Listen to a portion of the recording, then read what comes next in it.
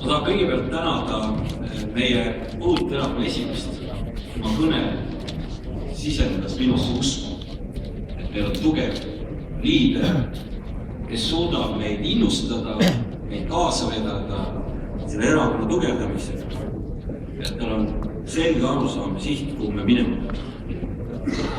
Ja ma tahan ka öelda aitäh esimehe kandidaadile, kes napilt täna teiseks jääb. Ma olen uhke su üle, et sa oled meie erakonnas sihtpoliitikuna. Mõni, kes mõtleb, et kumb nüüd kumb oli, aga mõelge, mõlemad pidi ja kaasades.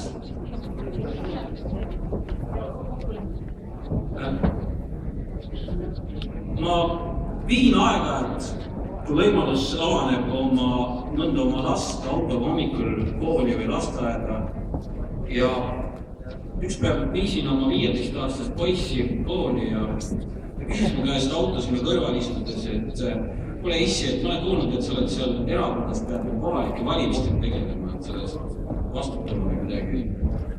Ma ütlesin, et jah, praegu selline otsus on ja miks sa küsid? Ta ütles, et tead, ma ka valin sügisel.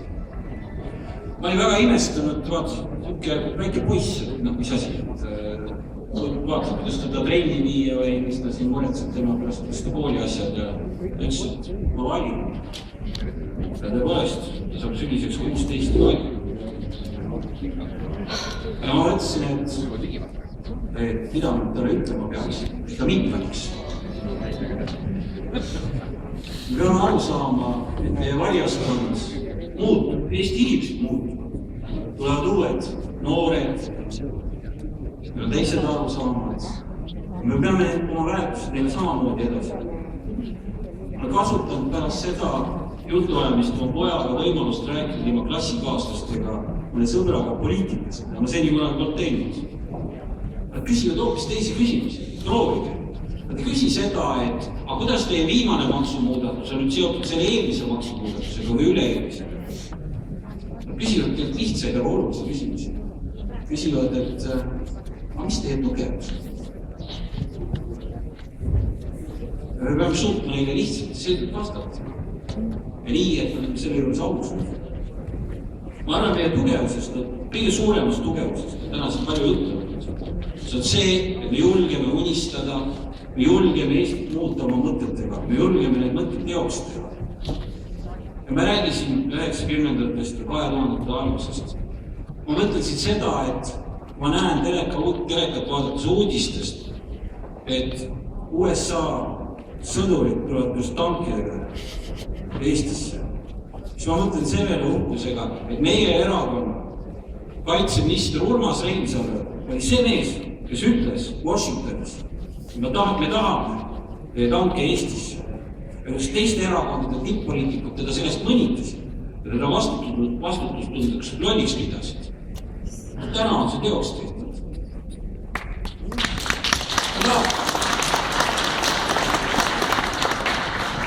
Ma mõtlen seda, kuidas praegu on hakatud riiklikust fondist maksma elatisabi nendele lastele, kus peres on isa vastutustundlikult jalga lastud ja ei anna emale ja lastele ka abiraha selleks, et lapsi kasvatada. See oli Reet Roosi idee palju aastat tagasi. Ma tunnistan, ma vaatasin ise ka umbuslikult, kuidas seda rääkis. Ja nüüd on see tänaseks tehtud. See oli julgus unistada, see oli julgus see asi ellu viia. Ainult tänu meile. Ja samamoodi olen ma täiesti veendunud, et see, mida Margus ütles oma kõnes Isamaa 2.0, need põhimõtted saavad ka ellu. Ma ei tea täpselt millal, ma need viiaks ellu, ma olen siis kindel. Sest ma oleme lihtsalt selline erakond.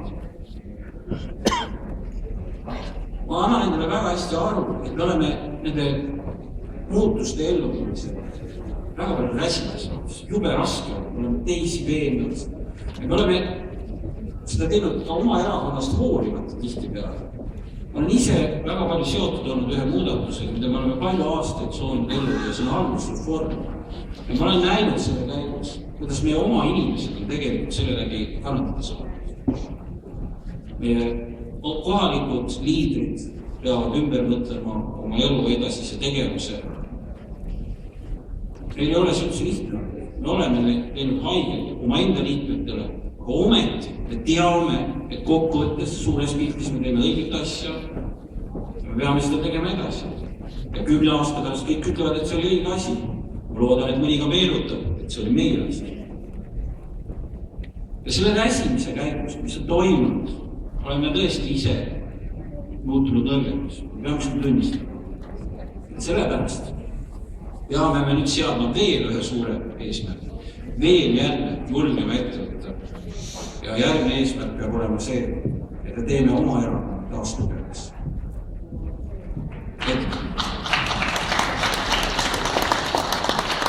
Et meie erakond saaks välja tulla uute ideedega, Eestit muutvate ideedega, mis teevad meie inimesed vabamaks oma eneseteostuseks, jõukamaks, aga ka õnnelikumaks. Me peame rohkem mõtlema selle peale, kuidas Eesti inimesed oleksid õnnelikumaks. Ja selles töös meil on vaja tugevat juhtimist, meil on vaja tohutult palju tööd teha meil kõigil, aga kõige rohkem on meil vaja, et me hoiame siin üksteist ja hoiame väga oma erakonna.